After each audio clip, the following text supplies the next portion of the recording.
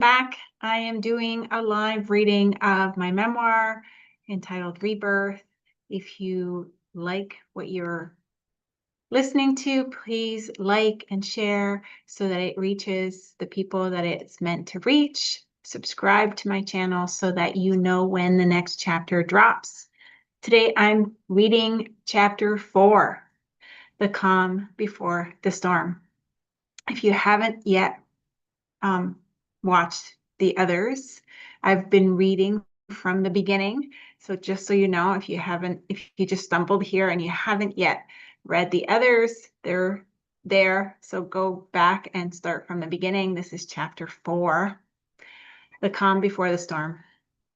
I think I have to throw a baby shower, my mom said during our visit in August. I think it's expected of me.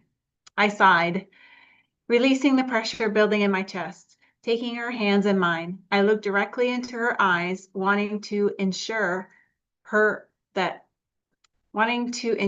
she heard my words. Mom, you don't have to do anything. People throw baby showers because they want to, not because they have to. You don't have to do anything. She hesitated. But what will people think if I don't do it? It doesn't really matter what people think, I told her. But I knew it did to her. She had built her entire life around what others might think.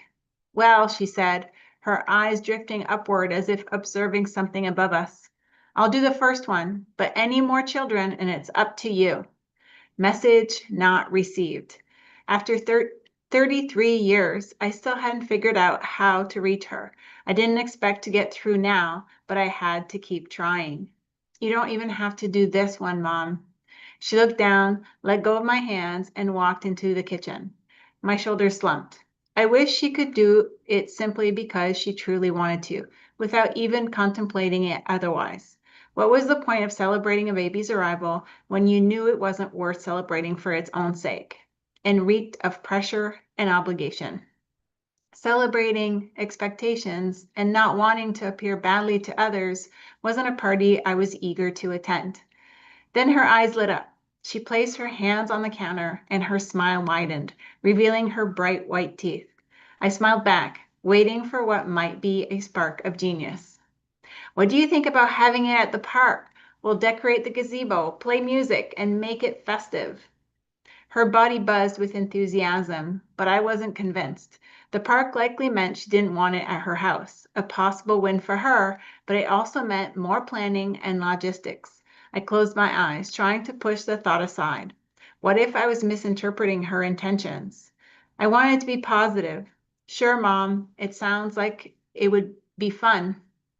And with those words came a familiar sinking weight, the excruciating pressure to keep up appearances to make everyone else happy. What about bathrooms? What if it rains?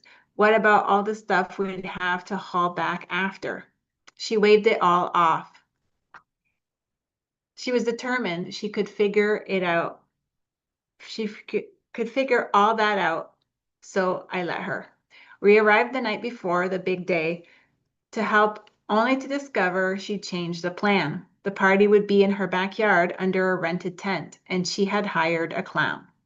The strangeness of it all wrapped around my chest like a corset, but it was her party.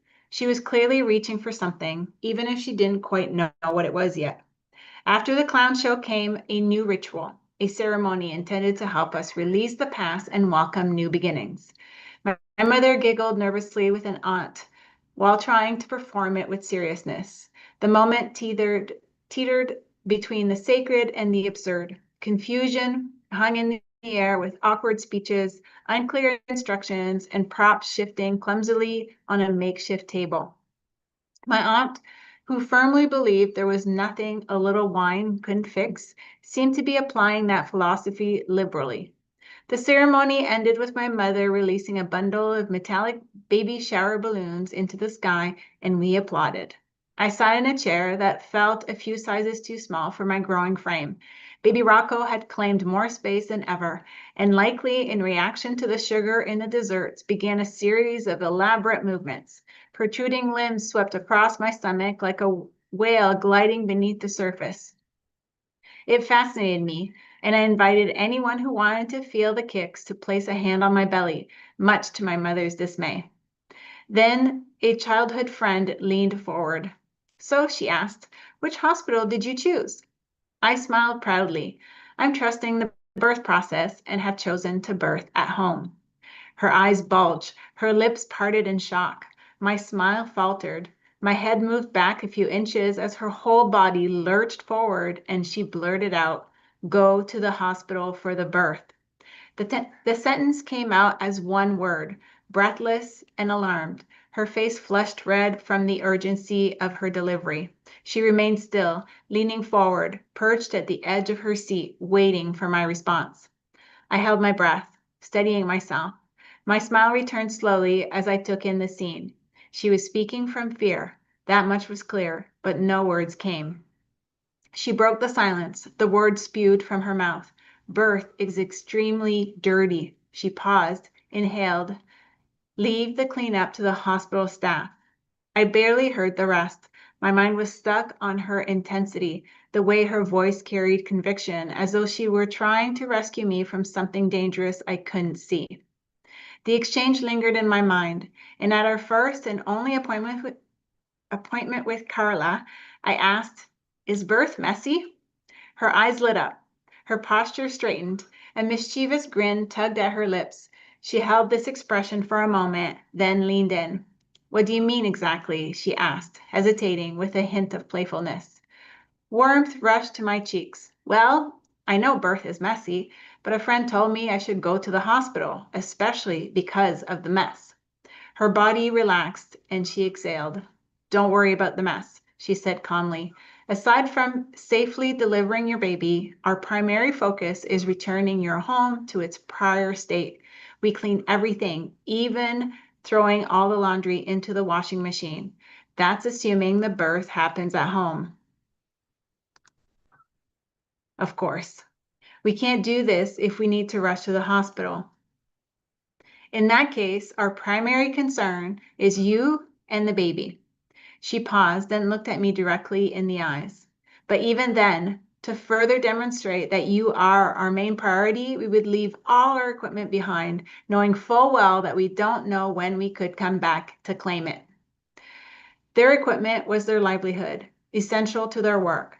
That detail stayed with me. Carla then offered practical tips to contain the mess, layering plastic under bed sheets, doubling up to make cleanup simple, and how to treat laundry stains. Finally, she added, "If you want a home birth, it's because you're a woman who trusts birth. It's a natural process. I wouldn't let the thought of a mess interfere with your feelings about having one." Her words echoed what I already knew. I trusted my body's ability to naturally birth a baby, and the mess was the furthest thing from my mind. I watched my mother's agitation grow as dark clouds rolled in over her carefully planned party. When the rain finally came, she grabbed my arm, rushed me inside, and locked the door behind us. Our guests stood outside, huddled together, staring through the French glass doors, confused, pleading to be let in. I watched their startled faces, tension rising between us, their eyes searching for answers. Would she really leave them out there? I had to open the door, and that's when I noticed the shoes and boots on the spotless, newly laid plush cream carpeting. My mother's worst nightmare unfolded. At our next appointment, that is the 12 o'clock bell. I don't know if you can hear that. At our next appointment, Sarah handed me a home birth checklist. It set us off on an adventure, a scavenger hunt across the city to find items we would need for birthing baby Rocco. Most items could be found at the pharmacy or grocery store, but Sarah pointed out one exception, 10 by 10 gauze. That, she said, could only be found at a medical supply store. I had never heard of one, but it turned out there was one just a few blocks from our house.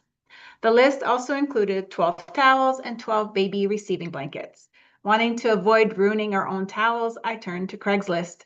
To my surprise, I found a new post, 11 gray towels free.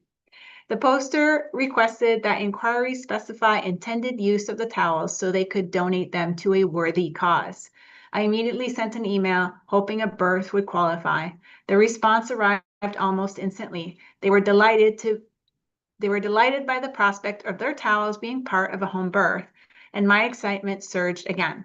More pieces were falling into place. Matto strapped bags to his bike rack, and we cycled to pick up the towels. The address led us to a row of townhouses.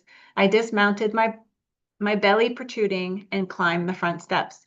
The woman at the door smiled warmly, visibly pleased by the sight of my round belly, which offered proof that her towels would soon play a role in something extraordinary.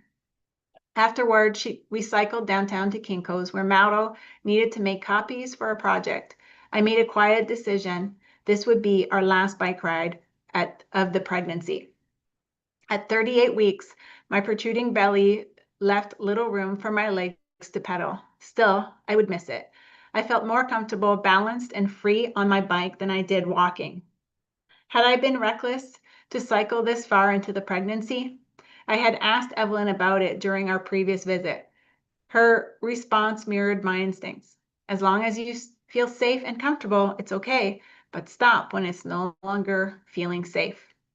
Now I wondered, how would I know? I didn't want a fall to be the reason I stopped. Perhaps walking was the wiser choice for the final stretch. Craving a moment of peace and clarity, we planned a last-minute camping trip to Elora Gorge, a picturesque forested escape with waterfalls and winding trails. In the morning, sunlight streamed through the trees, soft and golden. Every detail seemed magnified, the texture of bark, the interwoven pine needles, and roots on the forest floor. Browns of every shade shimmered as if they held all the colors of the rainbow. I felt surrounded by beauty, grounded in silence, and at peace. As my feet pressed into the soft earth, I felt something stir, a silent understanding and knowing rising within me. Everything was and would always be just as it was meant to be. I felt loved, protected, one with all things. Nothing could ever rob me of my peace again. It was the moment one might call the calm before the storm. And that was chapter 4 of Rebirth. Again, subscribe to know when each chapter drops. And if you like what I'm reading or you know someone who might like it, please like and share this so that it reaches the people who are meant to hear it. I'm so glad that you're here. Thank you. And I look forward to seeing you in the next chapter.